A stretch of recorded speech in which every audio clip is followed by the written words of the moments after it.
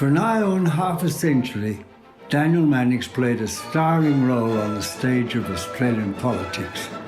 It was quite a performance. If he'd been short and dumpy with a squeaky voice, it's doubtful he would have made the same impression.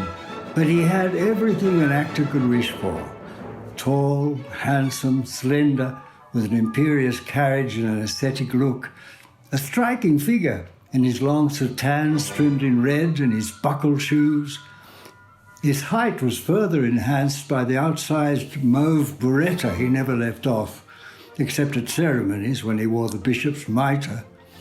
No one, I think, ever saw him bareheaded.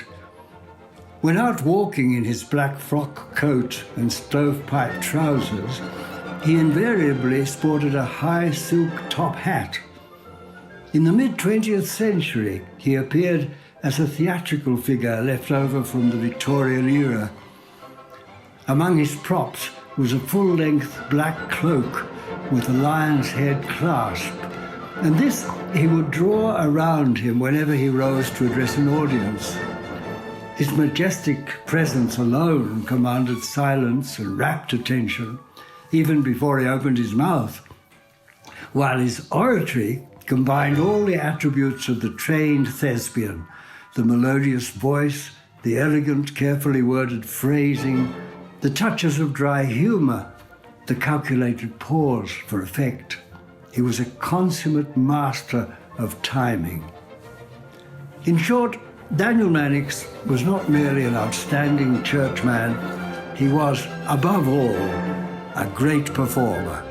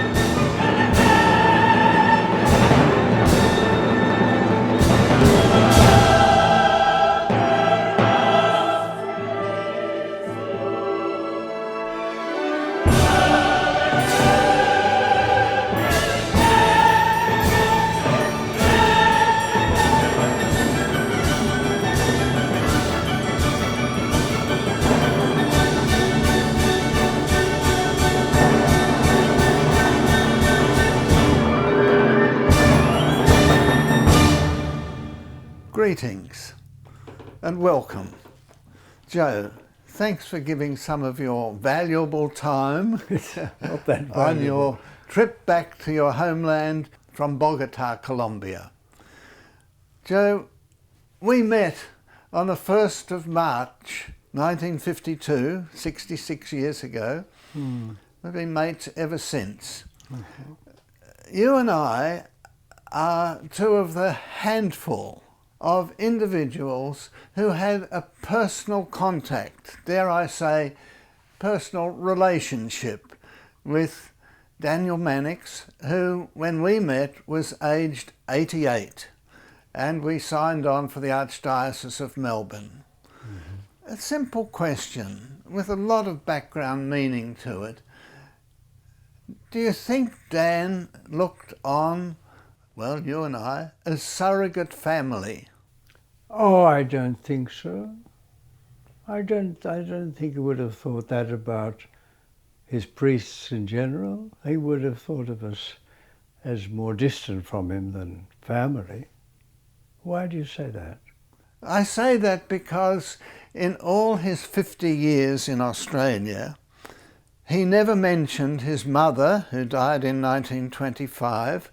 He never mentioned his brothers, Patrick, who was an apostate and medical doctor, or his brother Timothy, who drank the family farm away, or Michael, his younger brother, a law student who died at 21. He did stay with his sister, Mary. So he didn't seem to have any family. He didn't mention them to us. He didn't mention them publicly. We didn't talk about his family. But that doesn't mean that he didn't have them very much present. As you know, in 1921, when he went back to Ireland and was taken off by the British our Navy, taken off the ship and not allowed to enter Ireland, it was because he was going back to visit his aged mother, who was very old. So obviously he felt very close to her and presumably to the rest of his family, but he had no reason to talk to us about it or to talk even publicly about it. Not even his mother, who died in 25? No reference to her? Well, he may have written letters to the family about her. He may have felt very deeply about her loss, but there was no reason why he would talk publicly about his family, because he wouldn't have had that concept of his role as Archbishop. But I don't think we can draw any unnecessary conclusions from that about his relationship with his family. I don't think we've got enough evidence to do so. Well, there's no evidence for it. My evidence of what I knew of him as a human being, and I found him a very warm human being and very concerned with details of personal life, including my own personal life, would make me think that he probably had a very warm relationship with people as close to him as his parents and brothers and sisters. But there's certainly no evidence to the contrary. I hope you're right. Joe, you grew up in Kew, sort of down the road from Raheen. Not quite down the road, but in East Kew, a few bus stops away anyway. And your father had a business, the brewery in Collingwood, very near where Daniel would walk every day. Yeah. He'd walk along Johnson Street, and my dad's business was in Wellington Street, which is just off Johnson Street. Right. Your father was in Wellington Street. My father had Stanford X-ray at 256 Wellington Street. And did you ever become aware of Dan as a youth?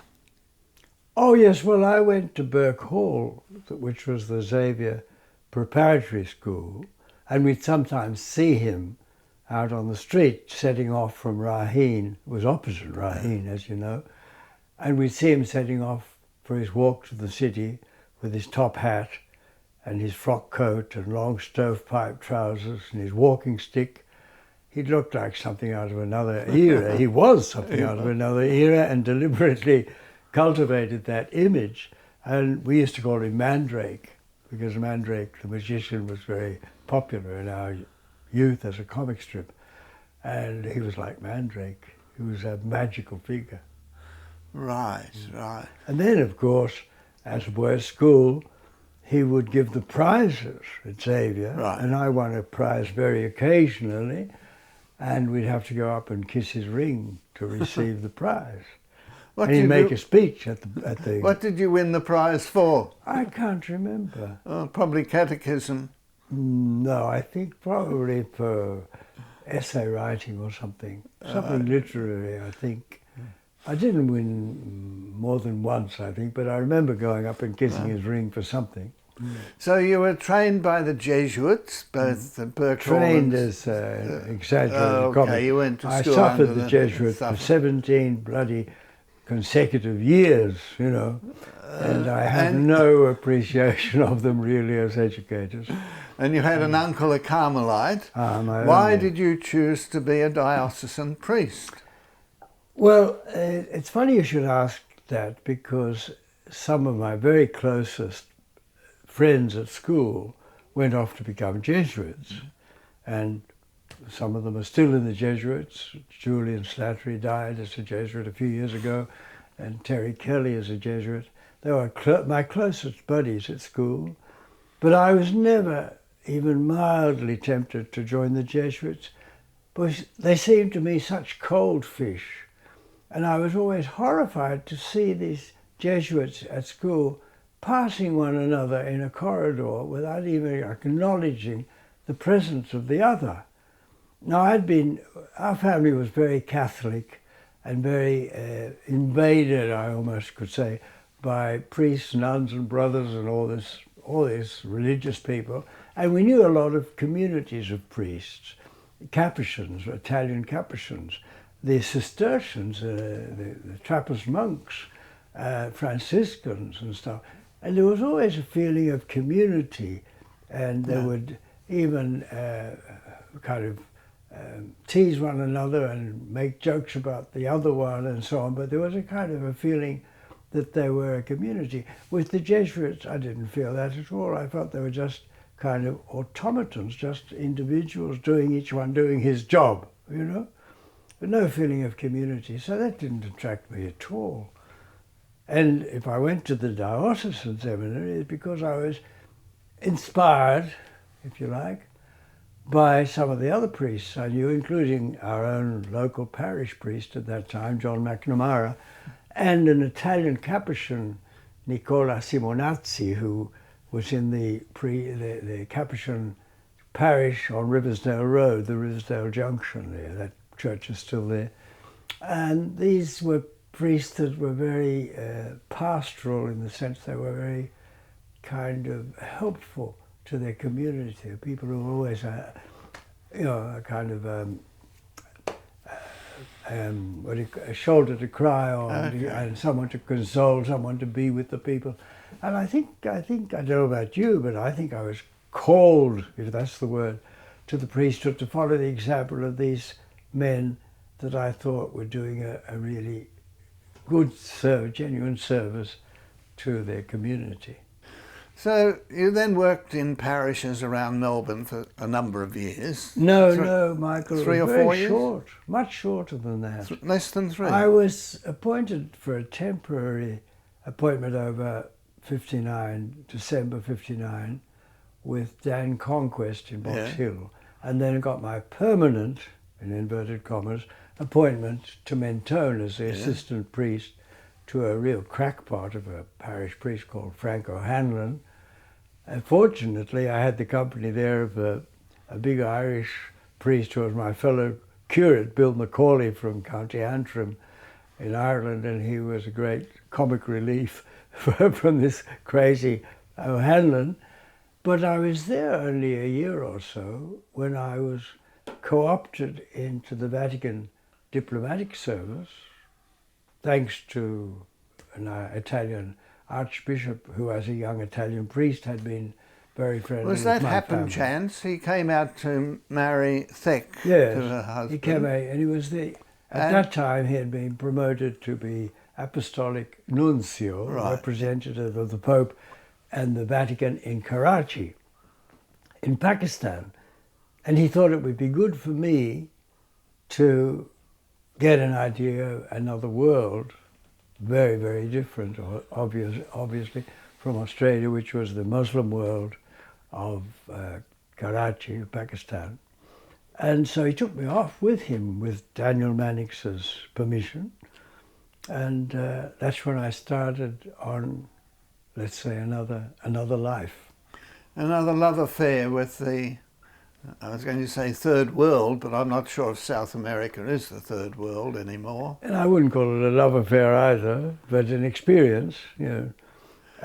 Well, it must have been something, because you chose to go back to work with the Columbans and then with Ivan Illich, and then with your bishop. In Cajamarca, No, obviously I was very attracted to working in Latin America and have made my life, my home, in Colombia for the last half a century. Right. And married a Colombian, have Colombian children, Colombian grandchildren.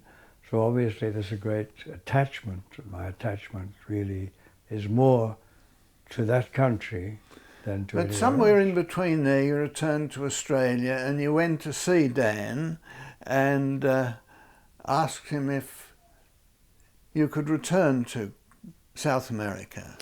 Yes, well, the thing was, I was in the Dominican Republic for almost a year, or perhaps more than a year, and contracted hepatitis. Fortunately, not a severe dose of hepatitis, but I came home back to Australia, to Melbourne, to convalesce, and I had a lot of free time on my hands, and I was cheeky enough to think I'll go up and talk to the Archbishop, because I had a feeling that he was an old man who was sitting alone in his study, which was his bedroom, really. I thought he won't have a lot of visitors. Priests of my generation, like yourself, you and I had some contact with him, but most priests of our generation had no contact with him personally, nor other generations earlier than ours. And I thought I'd like to sort of know him better. I felt attracted to him. I think I've always been attracted to old people who have lived a lot and have a lot to communicate, just from having experienced so much of life, you know. So I cheekily went up and knocked on the door at Raheen, and the housekeeper, they had two women sisters, Vergona, Italian sisters who looked after him. It was very unusual, an archbishop living in this old house and without any other clerical person at all ever. He never had a priest or a monsignor as secretary or something living with him. He just lived alone with the two housekeepers. I don't know how long they'd been there, but they'd been there a long time when I met them. He was at West Melbourne from 13 to 17, and then he had 4 months at the cathedral, and very quickly arranged for the Archdiocese to purchase Raheen. So he only lived at the cathedral, from what I can see, for about 4 months. But anyway, he was living there with these old, well, no, they weren't old ladies then, these two Italian women, and they would let me in. Oh, he'd love to see you, he's upstairs, I'll bring you a cup of tea, you know, this kind of thing. And that's where I really began a kind of personal relationship. So what was his reaction? I think you went with your mother. I had been to him before, I remember, after ordination, before anything else, after we were ordained by Simmons. Yeah. I went with my family to Raheen to get his blessing as well. It wasn't sufficient to me. I was a priest of the Archdiocese and he was my Archbishop. Simmons was a kind of substitute, fill-in, but the real man was Mannix. And of course I'd been there with Dad at fetes in Raheen. Dan used to let the Franciscans have a fete in the gardens. And I remember as a kid kissing his ring in the grounds of Raheen. So there was a kind of a family relationship in a sense. I suppose that's what kind of inspired me to think that I could just knock on his door and talk to him. He knew, sort of would know who I was. He'd know I was Wally Broderick's son. I know there was a kind of familiarity about it. So what did Dan say when you said, could you return to South America? Well, he had already given me permission to go to Pakistan and then to Clarizio. Emanuele Clarizio was the Italian Archbishop who took me to Pakistan and invited me there with him, and then took me to the Dominican Republic when he was transferred as nuncio to Santo Domingo. And Mannix gave him the okay to do that. He said, the next thing he'll be wanting to take you to the moon, he said. But when I came back after that, and I was keen to go back to South America, And the Columban missioners were recruiting diocesan priests to sort of build up their numbers in their mission in Peru and in Chile. I think they had parishes in both Lima and Santiago. And they said that I would be welcome to join them. So I went and asked Mannix, could I go with them on that mission? And he said, it never seems to occur to you to settle down here in Melbourne and do the work you are ordained for here. And I said, well, that's not quite fair, Your Grace, because that does occur to me, but this other thing has been offered to me, is presented to me as another possibility, and the only person that can decide that is yourself. So he let me think about it for a while. I can hear the clock ticking on the wall behind us, waiting for a reply. He was chewing his cud, letting me stew in my juice for a while, and then said, you may go, and you have my blessing. And if I were any younger, I might even be going with you. Which I thought was wonderful, of course. I believe that before you left, you went to visit him with an Anglican convert priest, and you asked him to keep an eye on him. No, I don't think I took Hans. Hans was a Dutchman who was the curate, the Anglican curate in Mentone when I was the Catholic curate. And he was very high Anglican. And finally, he asked me to receive him into the church. And he asked me, could I dispense with the baptism? Because he had been baptized into the old Catholic church in Holland. So he knew he was properly baptized, and it didn't seem logical to be baptized twice. So I went to see Mannix and asked, could I dispense with the baptism? I think you'd better do it. After all, it won't do him any harm. And of course, Mannix was so right, because Hans went on to be a Catholic priest later on in Holland, and the fact of having a Roman Catholic baptism certificate, made things much easier for him, I would imagine. And Mannix was very practical in that way.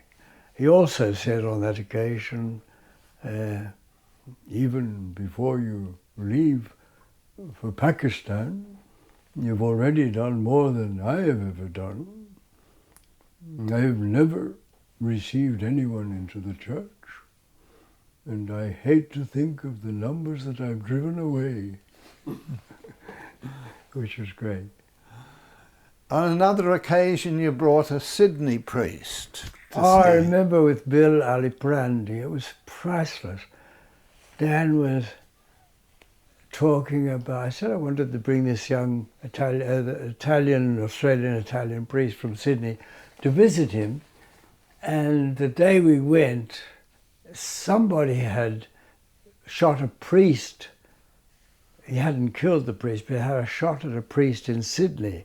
And the story was that this maniac who had shot the priest had in fact intended to have a shot at the Cardinal Gilroy, with whom Daniel Mannix had constant clashes all the time.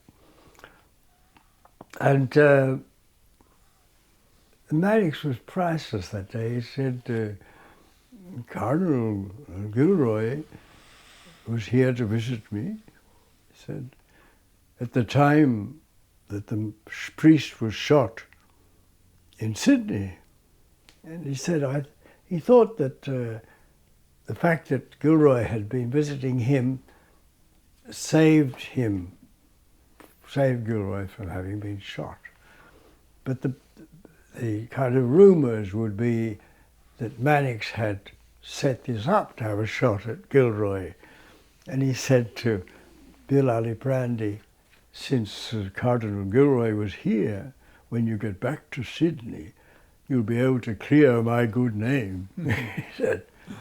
But what I most remember of that visit was farewelling him, and he said, if you have any other friends who want to visit me, you had better bring them soon, because I never know when I might be off. And he took his long hands, he went off like that with his beautiful long hands in the air. You could see him flitting away. I never know when I might be off.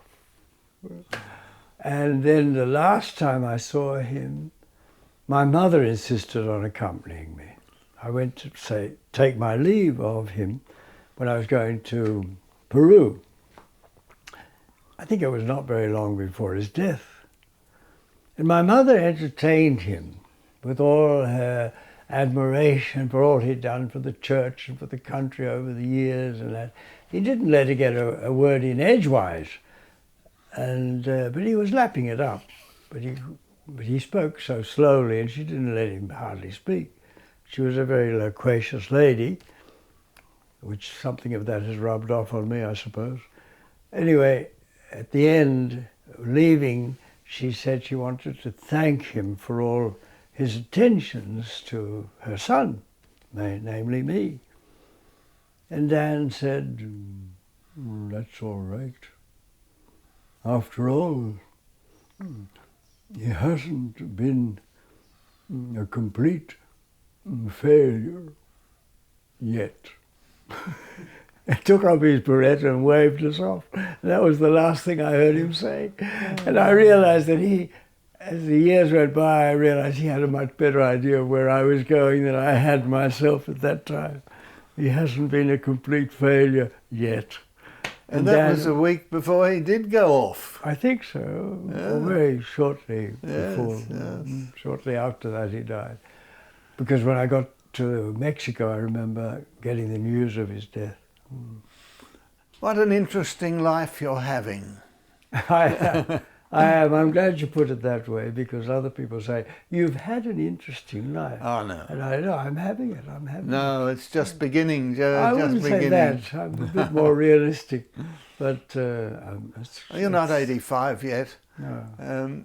Before we leave, Dan, I mean, just recalling some of your incidents that I've heard you talk about. One is the visit from the chair of the MCC, Marylebone Cricket Club in London, whom and Lord you visited Howard. Lord Howard of Norfolk. Lord Norfolk, as we knew him, yeah. He was the Howard family, the old English aristocracy that had been faithful to the Catholic Church during the Reformation at Arundel Castle. And he was in town. I remember I'd seen photos of him in the press, a fish-faced sort of poppy chappie with not much chin and very poppy sort of eyes, a vacant look on his face. And I read that he had visited the Archbishop. And I happened to be with Dan the next day or a few days later. And I said, I heard that the English Lord Norfolk had been visiting you. Yeah, he did. And he had nothing at all to say. And his face said it all for him, which was a devastating, typical devastating crack by Dan. There's a thing of Dan's that I've just recalled, and I don't think I've ever mentioned it. Dan talking about his return to Ireland in 1925. Right. He talked to me about things like this, and I don't remember them all, but I remember this one. He said he was, 1925, he was heading the Australian pilgrimage to Rome in the Holy Year, but his real interest and special attention was to get back to Ireland and have his say in questions of Irish politics and support De Valera, who was the Republican, as against the Free Staters who had won the day. after the Civil War, following on the treaty, the 1921 treaty, and Daniel Mannix by this stage was an adamant Republican, and he was going to have his say. And he said when he got to the port of Dunleary on the boat coming across from England, he had a letter from the Archbishop of Dublin, representing the hierarchy, and said that they were glad to welcome him into Ireland and gave him the free invitation to the pro-cathedral in Dublin. Dublin, funnily enough, the only cathedral in Dublin is the Anglican Cathedral, which they call the Church of Ireland, St. Patrick's, where Jonathan Swift was the dean of that cathedral. But it's not in the hands of the Catholics. The Catholics have their pro-cathedral. And he had the invitation to speak and so at the pro-cathedral, as long as he didn't mention anything political. And according to himself, he threw that letter overboard into the sea and went ahead, doggedly.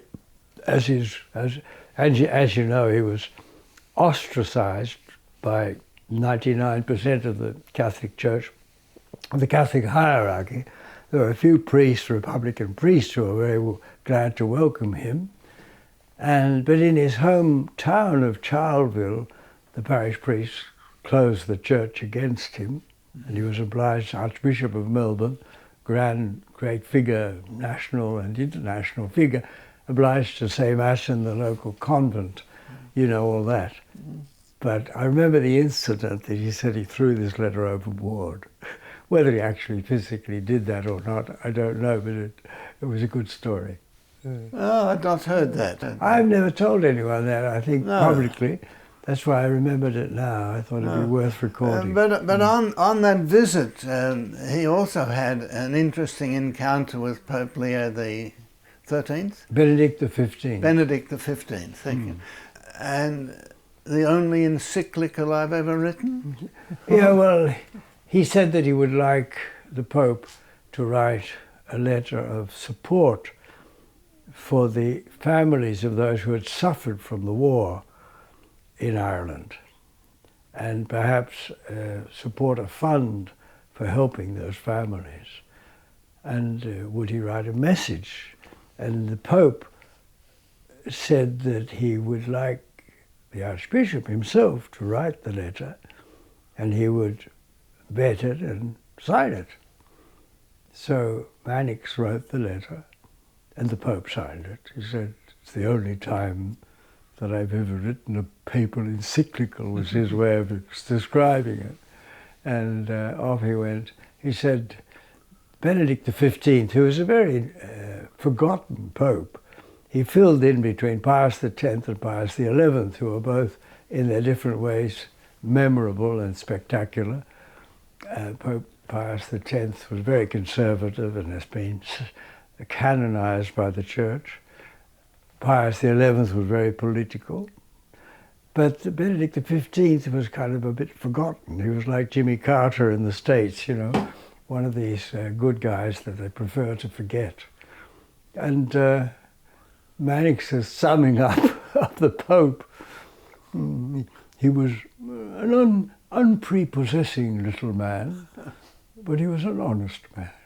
That was Dan's statement, summing up the life and times of Benedict XV.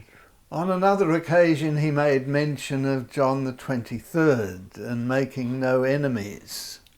Oh, yes. I said to him, well, we're talking about John the 23rd. Must have been just after he was elected, or just after his death, perhaps. I can't remember. But he said he seems to have made no enemies. And I said he may have made enemies within the church, even though not outside the church. And Mannix said, I think I've made enemies both inside and outside the church. Yeah, I can't remember so many hours of conversation, and it was so natural. and so warm and so kind of without any program or schedule. I had no kind of particular mission. I wasn't going to see him to get his approval, but generally my visits were just for a chat. Right. He did make a reference to Paul VI on one occasion to you. Well, it was just after the election of Paul VI, and I was there, and he had the newspapers around him still of the day before with photographs of the old cardinals, Italian cardinals who had been candidates for the papacy. And I said, "What do you think of the new Pope?" "Well, at least he's the best looking of the candidates. I believe he can remember me.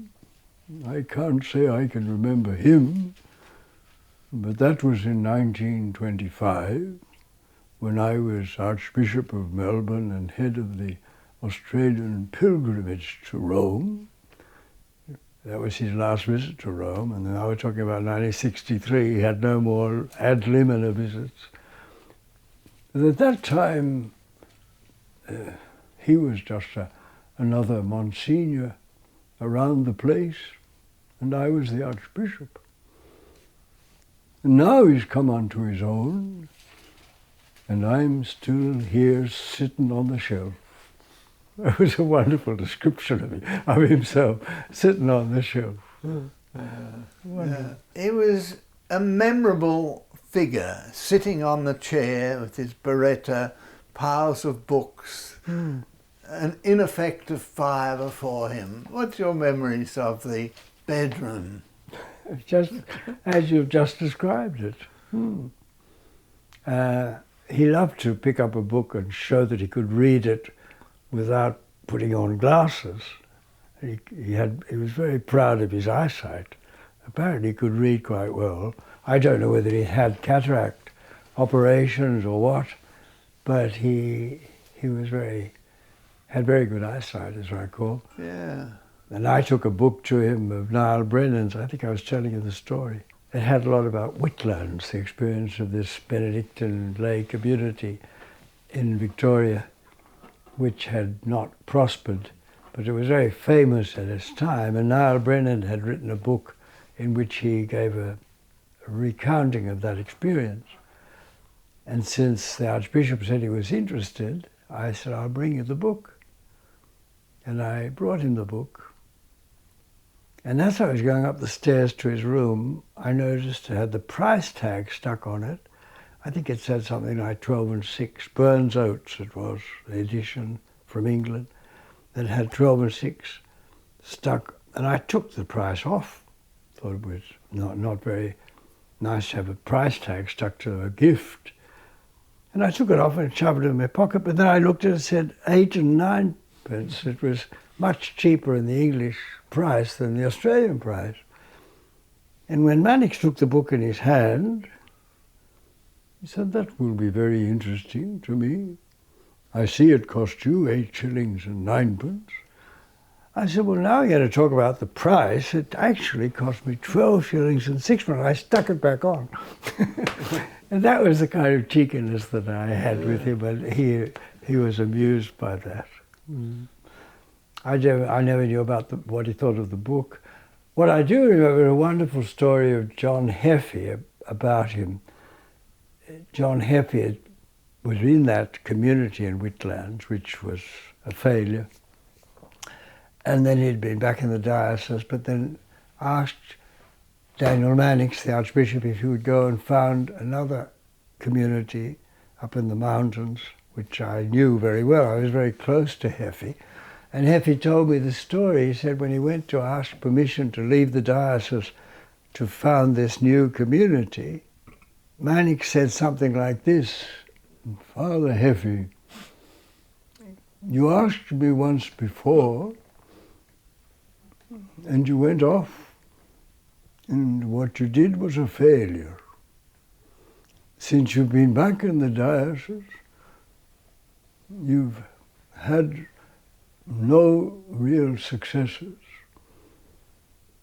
And now that you ask me, could you go and start again, in the light of such past failure, there is only one answer that I can give, and that is go and you have my blessing. Which is wonderful, wonderful logic. If you fail so often, you still want to try, we'll have another shot. Yeah. That was Mannix. He was amazing the way he gave his priests their head. Yeah. He probably was a bit negligent by modern standards. I heard you saying the other day, apropos of some of the bishops and their performances, that they had a responsibility to be more aware of what their priests were up to, because as we know, their priests and even their bishops have been up to no good. But Daniel didn't control, but also didn't even kind of be terribly aware. He gave them a head, a free rein, and that's good. That's good, and that's what he was renowned for and praised for. But in fact, human nature being what it is, and the celibate rules of the clergy being what they are, it's very probable that there's a lot of shenanigans going on even well before modern times. When I say modern times, the last 20 years or so. Well, as we now know, he did have incidents of priests that he had to deal with and their indiscretions, but which he dealt with, I think, very privately. Very lenient. Yeah. You know, when he came back after 1925 and he vowed he'd never set foot in Ireland again and give his country the chance to, what was the word, to insult him again, something like that. Apart from Ireland, I remember being struck, his recalling the Irish constabulary being sent off to defend the Papal States. But that was back in the 19th century. Oh yes, right back, yes. Do you recall anything about that? Did he speak to you about that? Or? Yeah, he mentioned that he was talking about, he said, my memory goes back almost to the Middle Ages. And he started talking about memories of when he was a young student at Maynooth, and he remembers a contingent of Irishmen going to help defend the Papal States back in the 19th century. I thought that the Pope would be better off without the Papal States, but if I'd said so then, I'd have been considered a heretic. Whether he did actually be so critical at the time of the idea of the Vatican having a state is doubtful, but with hindsight, he was critical of it anyway.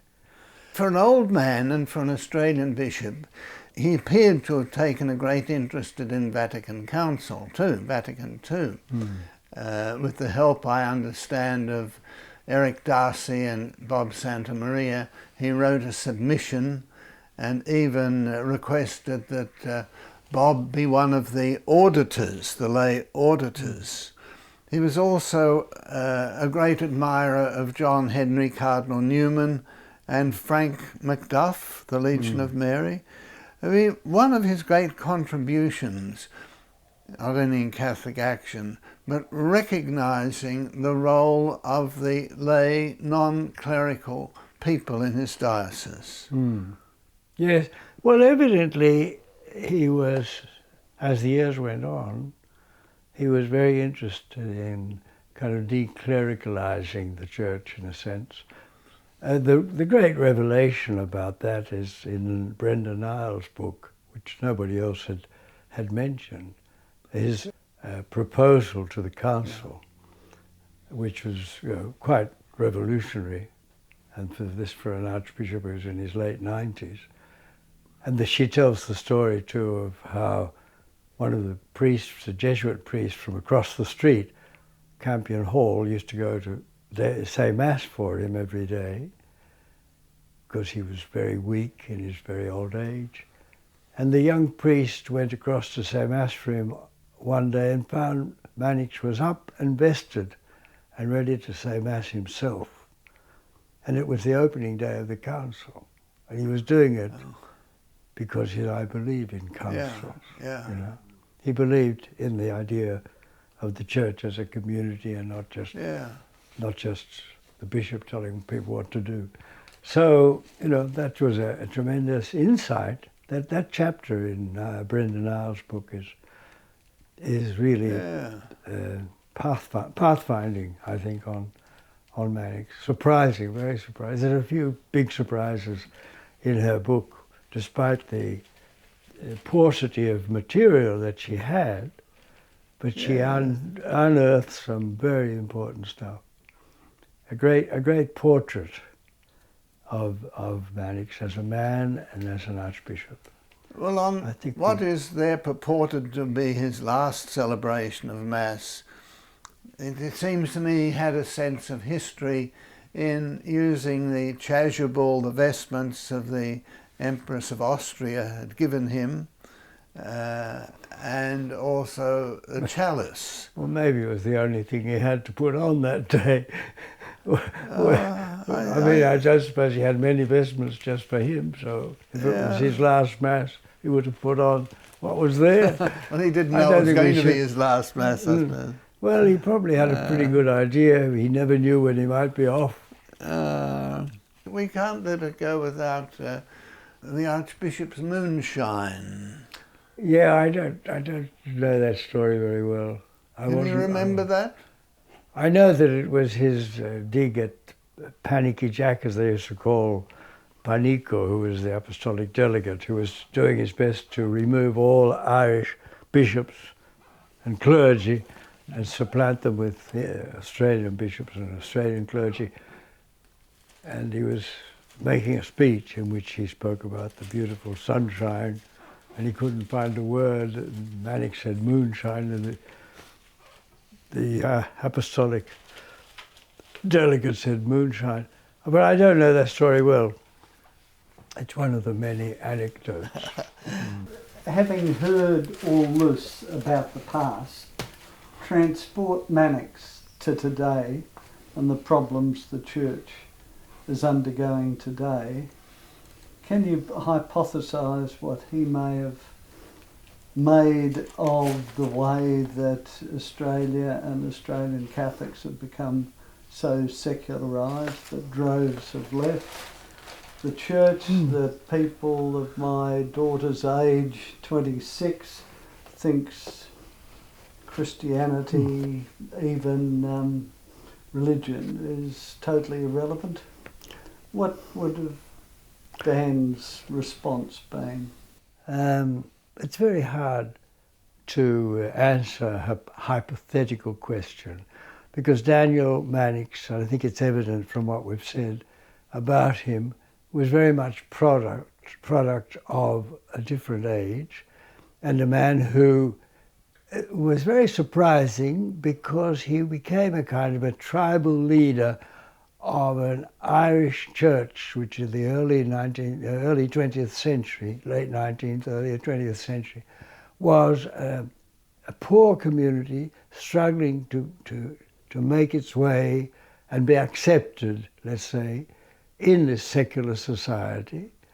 And he was representing that group of people, and he was not talking down to them and telling them what to do, so much as encouraging them, in a sense, to rise up and assert their presence, you know. It was a kind of very, very cultural thing. Religion is a very cultural thing, of course. It's one of the basic sort of constituent elements of cultural reality. And he represented that. And that, I think, is what led him to take the stance he took with the DLP, with his flock, which had 30, 40 years earlier been a struggling Irish working class population, had in many cases, and my father would be a good case, had risen to be a sort of almost a bastion of middle class, prosperous class of people. So Mannix, in his old age, was representing the tribe that had begun to make its way forward and be felt as a presence in society. And his political allegiance would have changed, or did change, very, very notably because of that, I think, because of the condition in which his flock had now begun to live in fact. Now, he ended his life as a very old man, almost 100 years, so many years ago. To transport that personality into a totally different situation, it kind of doesn't work. You know, he wasn't conditioned or brought up, educated to face this kind of situation. He was obviously a man of extreme intelligence and a great flair of leadership. And so a man similar to him with the same flair would no doubt face the challenges of the modern age and the modern secularization of society brilliantly, as he faced his situation brilliantly. But I don't think we can say any more concrete than that, if you know what I mean. And what about the Joe Broderick of today? Nearly 60 years in Latin America, and I believe you've got your Bible summed up with all your comic strips and things. A wonderful book. What's happened to the Joe in the last 60 years? Oh, well, that's a 60-year story, so how many hours have you got? How many days and weeks have we got to tell the story? As they say in the modern media, we've got 3 minutes. No, it's been a great adventure and is still ongoing. I mean, obviously you've found a mouthpiece through this particular art form that speaks to the people. It's one of my mouthpieces. I have others. I mean, I'm not so much known for those cartoons and comic strips as I am as a writer of a biography of the Camilo priest Torres. Camilo was published by Doubleday and then published many times in Colombia in Spanish, and I'm much more known as the writer of that bit of his history, Colombian history. And now I'm getting known as an actor in plays by Samuel Beckett, which I translate and perform in Spanish. I'm also noted for my translations of Shakespeare in Spanish. I've done 5 major plays of Shakespeare, all of them been successfully staged in Colombia. My Hamlet was staged in New York, in fact, in a festival, Latin American festival. Why? What's the common thread in your selection of those? Basically because there were occasions where particular theatrical groups wanted me to do a version of Othello or Macbeth or Hamlet. They weren't exactly just a sudden inspiration of mine. They were commissioned for theatre by theatre companies. And in that way, they are quite different from any other translations, and there are many, into Spanish of Shakespeare's works that I know, because most of these translations are commissioned by publishers, editors, and not by theatrical companies. And Shakespeare wasn't writing for editors, he wasn't writing for readers, he was writing for actors. And I was writing these translations for actors, particular actors, as he was for particular actors. And so I was writing a different kind of language, much more oral language, and not such a literary language as some of these other And how does the translations poet Heaney fit into that? Well, when Seamus Heaney was given the Nobel Prize for poetry, I knew his writing, and I thought it was a shame that people in Colombia hadn't a clue who he was. So I took it upon myself to begin a series of translations of his poems. And when I had enough kind of for a book, I was visiting my son in Dublin, and I got in touch with Heaney. and we got together, and he had been very encouraging by correspondence with my efforts, and then we met, and for the following 20 years or so we had a very warm friendship, mainly through letters, through correspondence and occasional meetings. But it was very gratifying because he was a wonderful man as well as being a splendid poet. It was one of the gratifying experiences of my life in the last many years. Thank you, Joe. Well, from 1952 to tomorrow, 2019, a long, wonderful journey. The only thing we haven't touched on is our near-death experience with our Vaucluse Junior yacht in the bay, which still terrifies me. I was thinking of it this week, looking out across the bay, I must say, and I thought today... We had 8 years together at Corpus Christi at Werribee, and we whiled away some of our time by building. I think an 11-foot Vaucluse Junior was designed for Sydney Harbour, and we sailed it on Port Phillip Bay. And on one beautiful placid day we set off from Mount Martha and went out about probably close to 2 miles from the shore. Very foolish. You could hardly see the bathing boxes and You stuff. couldn't see the Dandenongs. And suddenly there was a roar of lions charging at us, and this squall hit us. Your mother was up at your house and saw us obliterated. We just had time to brace ourselves, I remember, when this great wave came against us. Yeah. And you told me to and hang you on were to the thrown jib. overboard, clung on to the mainsail rope, pulled you aboard, and so we then came in. You saved my life as well as your own. I think we had a near-death experience. We certainly did. But we lived to tell the tale. Thank you, Joe. Lovely to talk to you. Great, Mike.